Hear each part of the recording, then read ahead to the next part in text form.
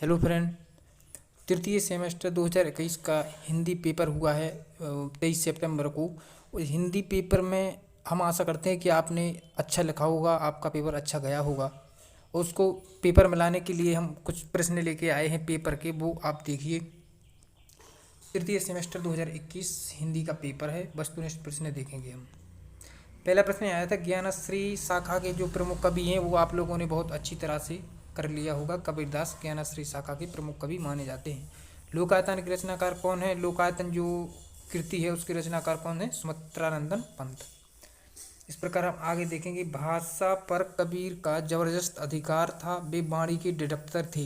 प्रस्तुत कथन लेखकों में से किसका है? तो यह कथन हजारी प्रसाद द्विवेदी का है, जो बहुविकल्पी प्रश्न था, उसमें हजारी प्रसाद द्विवेदी इसका राइट आंसर होगा। चित्रक का तद्भव शब्द क्या होगा? चित्रक का आप सभी को अच्छी तरह से पता है कि चित्रक का चीता होता है। तद्भव, तद्भव लिखना था, मतलब तत्सम लिखा जाता है, जो संस्कृत से निकली हुई शब्द हैं। तद्भव जो अपनी देशज शब्द से होते हैं वो सब तद्भव में आते हैं। जिसके पास कुछ ना हो, वाक्यांश का मतलब क्या है? जिसके पास कुछ नहीं है यानी अकिंचन। इस प्रकार हम देखेंगे 6वां प्रश्न, जो देश शब्द का क्या अर्थ है? उदाहरण से समझाइए। जो देश में जन्मे शब्द होते हैं उन्हें हम देश शब्द कहते हैं। क्षेत्रीय प्रभाव के कारण जब जिसकी आवश्यकता होती है उसको हम प्रचलित हो गए हैं, उसी प्रकार वह देश शब्द कहलाने लगे। जैसे कि पगड़ी है, चाल, आजाद, थैला, पेट आदि हैं, जो ये सब थैला, ये सब देश शब्द कहलाते हैं। लकीर का फकीर होना, मुहावरे का क्या अर्थ है?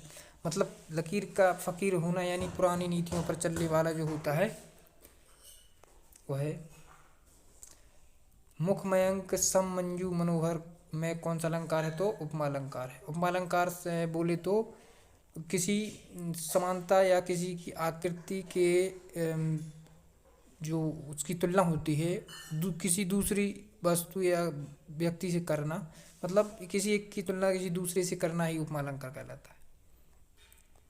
इस प्रकार 9वां प्रश्न है, ये तो आपको अच्छी तरह से पता है, ये प्रचलित भी है बहुत ज़्यादा। अतजल गगरी झलकत जाए, जो लोकोक्ति है, उसका क्या अर्थ है? मतलब जितना ज्ञान ना होना उससे अधिक बोलना या उससे अधिक अपना ज्ञान दिखाना। अपन कहते हैं कि यह अपना ज्ञान मतलब ज़्यादा दिखाता है कुछ भी, इस प्रकार से अतजल गगरी झलकत जाए। संयुक्त वाक्य से कहते हैं, संयुक्त वाक्य से तात्पर्य है, जैसे कि संयुक्त वाक्य होता है जिसे अपन इंग्लिश में कंपाउंड सेंटेंस कहते हैं, सॉरी कम्प्लेक्स सेंटेंस। जैसे कि उसको अपन एंड से जोड़ते हैं, इस प्रकार इसको और से जोड़ते हैं। इसको पढ़ें, जैसे कि वाक्य होते हैं वो सरल वाक्य, संयुक्त वाक्य और मिश्रित वाक्य, 3 प्रकार के होते हैं।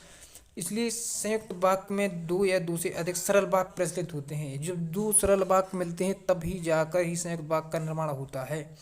क्योंकि उसमें जैसे कि मोहन बाजार गया और लौटकर अब स्कूल चला गया, इस प्रकार से, और किंतु परंतु लेकिन ये सब इसमें हम शब्द जोड़ देते हैं। इस प्रकार हमारे संयुक्त वाक्य का निर्माण हो जाता है। हम आशा करते हैं कि आपको संयुक्त वाक्य अच्छे से समझ में आ गया है। सीधा सिंपल सी भाषा है।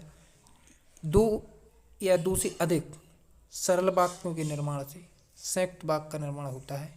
इसे हम और, किंतु, परंतु, इस प्रकार जो होते हैं, लेकिन सब कुछ इसमें हम जोड़ देते हैं। जो 11वां प्रश्न था अपना, 11वां प्रश्न देखें तो तार सप्तक का संपादन कब हुआ था? तार सप्तक की जो संपादन हुआ था वह हुआ था 1943 ईस्वी में। इस प्रकार से हिंदी का जो 3rd सेमेस्टर है हम लोगों ने अच्छी तरह से देख लिया है। हम वस्तुनिष्ठ प्रश्न देख लिए, अति लघु उत्तरीय प्रश्न देख लिए, बाकी जो लघु उत्तरीय प्रश्न है वो दीर्घ प्रश्न है, इसलिए आप लोगों ने, हम आशा करते हैं, अच्छे से कर लिए होंगे और आपका पेपर बहुत अच्छा गया होगा। Thanks for watching. डीएलएड से संबंधित यूपी टेट, सी टेट आदि जो आप तैयारी करते हैं या उससे रिलेटेड कुछ भी वीडियो चाहिए या कुछ भी उससे रिलेटेड जानकारी चाहिए तो हमारे चैनल को सब्सक्राइब करें।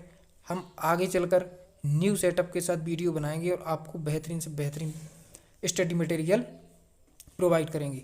इसलिए हमारे चैनल को सब्सक्राइब करें और हमसे जुड़े रहें। आप हमारा साथ दीजिए, हम आपका साथ देंगे। Thank you friend.